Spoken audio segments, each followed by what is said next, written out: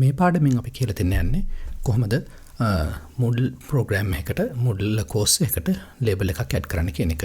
කලින් වගේම අපි add activity කියන එකට ගිහිල්ලා ඒකේ පල්ලෙහාටම ගිහිල්ලා මේ label කියන එක click කරලා මේක add කරන්න පටන් ගන්න පුළුවන්. එතකොට මේ වගේ අපි label එක add කරන page එකට ආවම label text එක අපට අවශ්‍ය දේ type කරන්න පුළුවන්. ගොඩක් වෙලාවට label එකක් අපි දාන්නේ පොඩි description එකක් ලියන්න ඒ web page එකේ තියෙන්නේ මොනවද කියලා.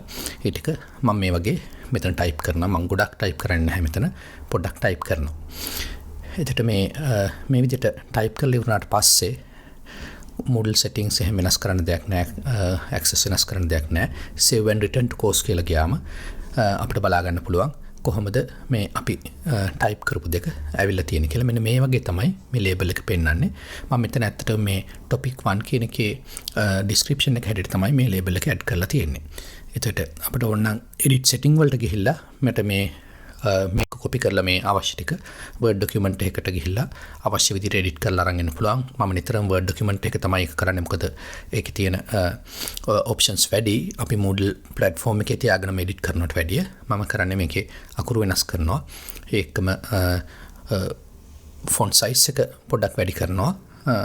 මේ දෙක කරලා ඉවරලා මට ආපහු copy paste කරලා මෙතන paste කරන්න පුළුවන්.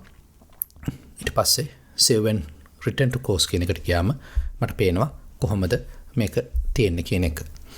එතකොට මේක පේන විදිහට බලා ගන්න ඕන නම් අපිට අවශ්‍ය නම් turn editing off කියන එකට ගිහිල්ලා බලන්න පුළුවන්. එතකොට මෙන්න මේ විදිහට තමයි මේ label එක add වෙලා තියෙන්නේ.